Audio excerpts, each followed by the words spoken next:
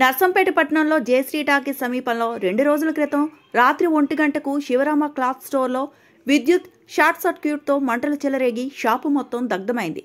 ప్రమాద సమయంలో ఇంట్లో ఉన్న 2 వ్యక్తులు ప్రాణాలతో బయటపడడంతో ప్రాణ నష్టం తప్పింది.